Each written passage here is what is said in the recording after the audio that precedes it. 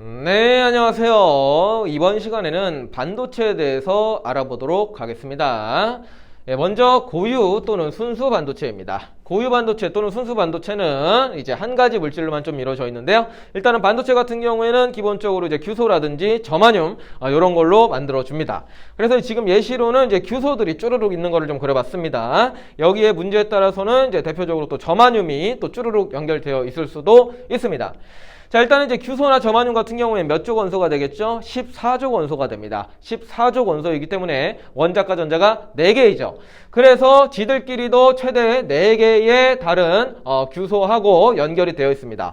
그래서 이제 가운데 이렇게 보시면은 이제 옥텟 규칙을 만족을 했죠. 공유 결합을 해가지고. 그래서 이제 안정적으로 이렇게 있습니다. 그런데 이 상황에서는 이 전자들이 옥텟 규칙을 만족하고 있기 때문에 이 전자들이 좀 자유롭게 막 움직일 수가 없어요. 결국에는 전기적 성질을 띠려면은 저 전자들이 자유롭게 움직여줘야 되는데 반도체에서 이 전자들은 이제 옥텟 규칙을 만족했기 때문에 상대적으로 움직임이 둔하게 됩니다. 그래서 전류의 흐름이 별로 없어요. 그래 가지고 여기다가 뭐랍니까? 불순물을 섞습니다. 불순물을 섞어가지고 불순물 반도체라고 만들게 되는데 이렇게 좀 뭐 다른 걸 섞어주면은 전자의 흐름을 조금 더 원활하게 할 수가 있어요. 그래서 불순물 반도체 크게 두 가지 있는데 좀 살펴보도록 하죠. 이 고유 반도체에다가 13족 원소를 섞어줍니다. 그 섞어주는 거를 도핑한다라고 표현을 하는데 13족 원소를 도핑을 하게 주면은 어떻게 되느냐? 대표적인 예시로 GA, 좀 갈륨, 요거 좀 가져와 봤습니다. 여러분들도 좀 한번 원소 기호 외울 겸 해서요. 예, 갈륨이라고 하는 13족 원소가 있는데 요거를 갖다가 여기다가 연결하면은 13족 원소니까 원자과 전자가 몇 개? 3개가 되겠죠. 그래서 여기가 아까는 8개였죠. 여기 아까 중심 원소에서 8개였지만 갈륨이 하나 들어차면은 13족 원소가 하나 들어차면은 하나가 비게 됩니다. 그렇죠? 근데 이 빈자리를 갖다가 이름을 또 붙여요. 빈자리 동그랗게 표시를 하고 여기에 이름을 뭐라고 부른다? 양공. 이런 식으로 표현을 합니다. 그래서 이렇게 빈자리가 하나가 있으면은요, 꽉 차 있을 때보다 뭔가 전자들이 더 유동적으로 움직일 수 있어서 이 고유 반도체보다 전기적인 성질이 더 뛰어나게 됩니다. 이러한 양공이 하나 남아돌게 되는 그러한 반도체를 뭐라고 부르냐면 우리는 P형 반도체 이렇게 부르게 됩니다.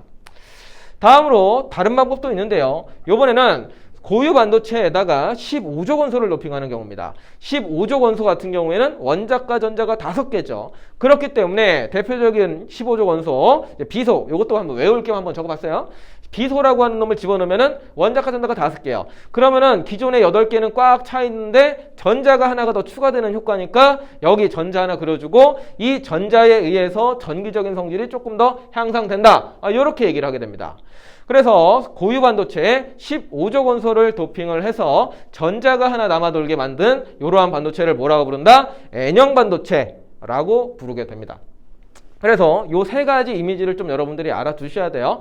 순수 반도체, 근데 13족 원소 도핑하면 양공이 남아 P형 반도체, 15족 원소를 도핑을 했어요. 전자가 하나 남아 N형 반도체 해서 이렇게 불순물 반도체를 만들어가지고 이거를 이용해서 실질적으로 많이 우리가 전기 회로에 사용을 하게 됩니다. 자, 그래서 일단 이미지 알아두시고요. 그 다음에 또 얘네들도 각각을 따로따로 갖고 노는 것이 아니라 좀 합쳐서 가지고 놉니다. 얘는 빈자리가 하나 남아요. 얘는 알갱이가 하나 남죠. 전자가 하나 남죠. 그래서 뭔가 이제 짝짝꿍이 잘 맞아요. 그래서 얘네들을 붙여요. P형 반도체, N형 반도체 이렇게 붙입니다. 그래가지고 이렇게 만든 거를 우리가 뭐라고 부르냐면은 다이오드라고 부릅니다. 다이오드. 그래서 P형 반도체 기억하셔야 될 거 뭐? 양공이 남는다. N형 반도체 기억해야 될 거 뭐? 전자가 남는다. 이렇게 생각을 해주시고 그 다음에 여기다가 전압을 겁니다. 직류 전원인데요. 요거 길쭉한 게 플러스, 짧은 게 마이너스라고 보시면 되겠죠? 그랬을 때 이 전자들은 마이너스에 의해서 청력을 받습니다. 마이너스끼리는 밀어내니까요.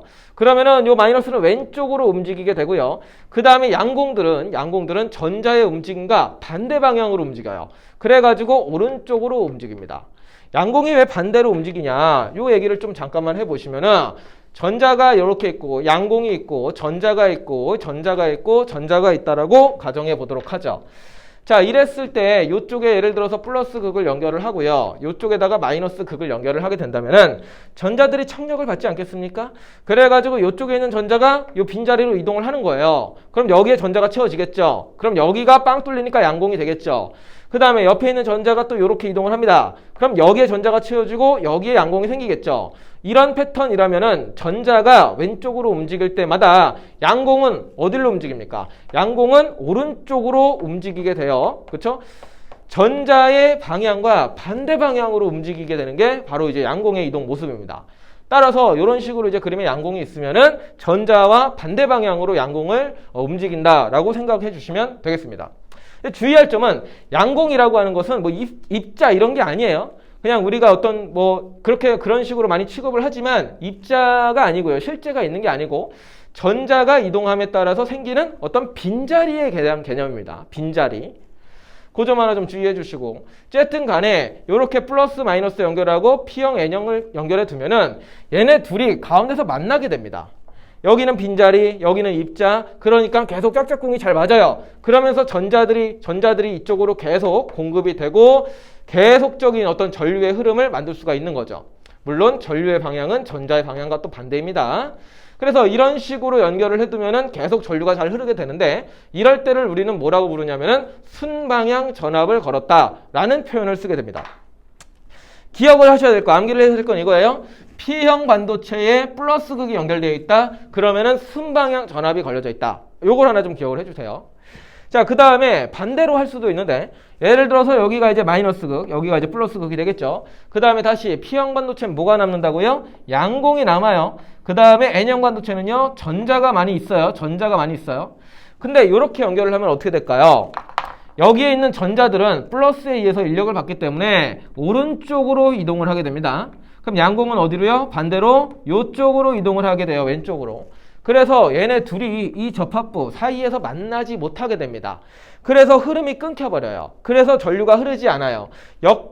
그렇게 해서 전류가 흐르지 않을 때를, 이 상황을 우리가 뭐라 그러냐면 역방향 전압을 걸었다라고 표현을 합니다. 어떤 상황이라고요? P형 반도체가 마이너스 극에 연결되어 있을 때, 이때를 우리가 역방향 전압이 걸려있다라고 얘기를 하고, 역방향 전압일 때는 전류가 흐르지 않습니다. 그래가지고 이렇게 지금 다시 좀 보시면은 이 순수 반도체부터 시작해서 이거를 불순물 반도체로 만들어요. P형, N형. 그 다음에 얘네를 합쳐서 다이오드를 만들어요. 근데 이렇게 만들면은 어떨 때는 전류를 흐르게 할 수도 있고 어떨 때는 전류를 흐르지 않게 할 수도 있다는 거예요. 그래서 우리가 뭔가를 컨트롤할 수 있다, 조절할 수 있다는 거죠. 그래갖고 이것이 이제 각종 전기 제품에 많이 쓰이게 됩니다.